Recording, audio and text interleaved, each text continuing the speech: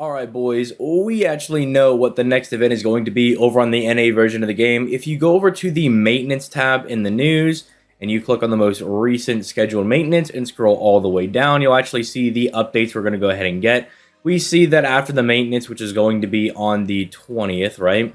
We'll see that the Hunting Quest Part 8 is going to end. Alright, that's expected. We're going to get the new movie for actual Lost Belts, right? They're going to change the opening cinematic. And then boom! Main interlude, Abyssal Cyber Paradise Seraph. Basically meaning the Seraph main interlude is going to be the next thing to come out, and then we also get, you know, the summoning campaign, right?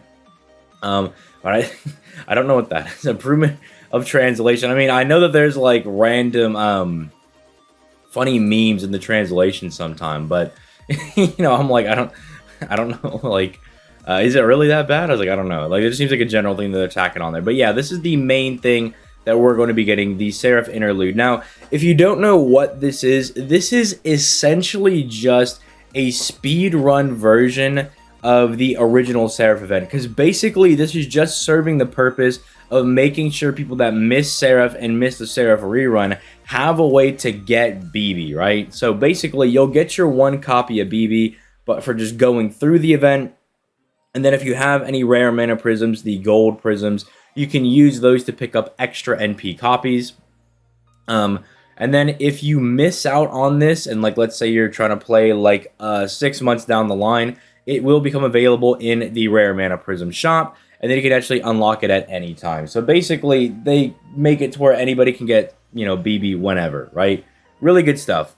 Now, there's not really a shop in the event. Really, the only reason the shop is in here is that you can actually get all the like the normal story progression things, but like you don't actually farm or anything. Like there's no farming, there's no free quest. You're literally just only doing the main storyline. You have an event shop to grab like all of these things because, you know, you need these to progress the story.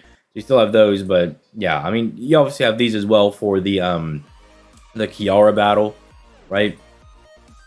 The heck? What the heck was that, bro?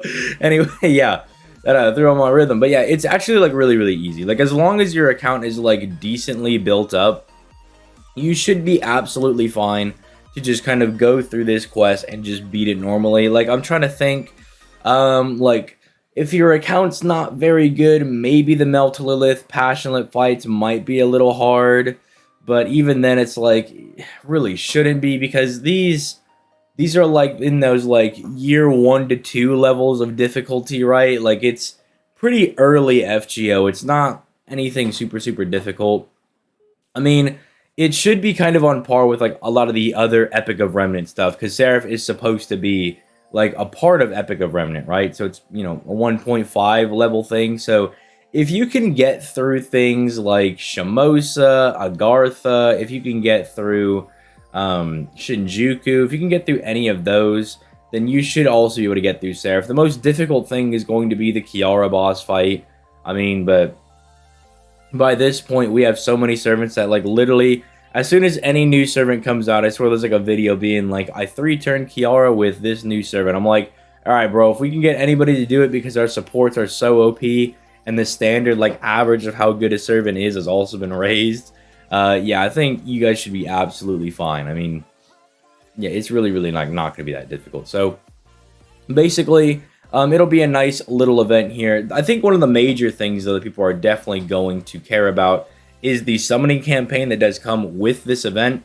The summoning campaign that we actually get brings, it is Melta Lilith, Passion Lip, King Protea, and who's the last one? It is I'm trying to do it off memory because I remember. It's Suzuka Gozen. Yes, yeah, I got it. So they're all like very, very strong units. I don't know if I would say like worth summoning for, considering that Castoria is literally like 2 weeks away. Considering that this will be dropping like what the maintenance drops on the 20th, so it'll be like late Monday night / early Tuesday morning, like 2 a.m. Tuesday is when the event will drop. And it'll go for about 7 days, so about a week. And it's not looking like we're going to get Oku, which is a little strange. The reason why I was very confident in Oku coming after this event and why we could have just fit it in last week is that the Summer 5 is kind of built into the anniversary. So unless the NA version is going to change that and they're going to have Oku follow up the anniversary, then I don't know what they're going to do with Summer. Maybe just do it right after. It just seems very, very strange because they could have definitely fit them both in right here. It's just very odd because at sometimes like Lasengle seems like they want to speed up the game and they want to like kind of start moving content forward and they don't want there to be any dead periods, but at the same time NA is just like only dropping hunting quests is kind of an L. Like I was like, oh yeah, Seraph main interlude plus hunting quest. Both of those are like pretty easy to do, but like you combine them together and there's actual content. So I have no idea what's going on anymore. So I mean, because what, this will run for this week, and unless they drop Oku in the middle of this week as well, they don't have enough time before anniversary. So that just means next week, like, they have another week of stuff planned, because then it's going to be a dead week leading up to the anniversary. So I have no idea. Like, it would seem to me that they like probably should just do Oku after this, but it would bleed into the anniversary, and I don't know if they want to do that. Unless they like, unless when they were like, oh yeah, celebrate the anniversary with us on the 3rd, and they're like, well actually, like, we're celebrating it, but the banners don't drop until like the 15th or something, right? Like, unless something like stupid dummies just along those lines happens, I don't even know anymore. I just know that, like, all right, this is coming out on the 20th, so we got some BB farming to do. But I don't know. Let me know what you guys think in the comments down below, because things are just kind of hectic over here. Like, we kind of know what's going on, but we have no idea at the same time. But for anybody that wants to, you know, actually do the event because they haven't done it before, I mean, again, if you can get through not Lost Belt, but like the 1.5 stuff, then you should absolutely be fine. I mean, it's kind of tuned to be the same level of difficulty about those. Although the Kiara boss fight, if you've never done it, can be a little difficult going into it, but again, considering like the level of like supports and everything that we have, you should definitely be able to handle it. But yeah, with all that being said, make sure you leave a like on the video, subscribe to the channel for that daily FGO content.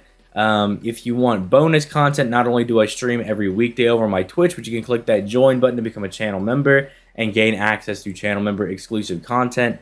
Finally, if you want to support the channel for free, you can actually click that link in the description down below to download LD Emulator, which allows you to play FGO in 120 frames per second, which I've been using on stream. And people always come into stream, they'll be like, dang, this game is really smooth. And I was like, yeah, I never would have thought like the frame rate difference would actually be noticeable, but I actually do notice it. I'm like, dang, this is like really, really smooth, because I've never really been like an FPS guy. I'll be like, I'll play a game at like 30 FPS, just even if it's old or something, because I'm like, man, I just want to play the game. But I'm like, all right, but when I could put it in 120, I was like, dang, this feels nice. But yeah, with all that being said, I'm going to go ahead and get out of here. You guys have yourselves a nice day. Peace. Late, guys.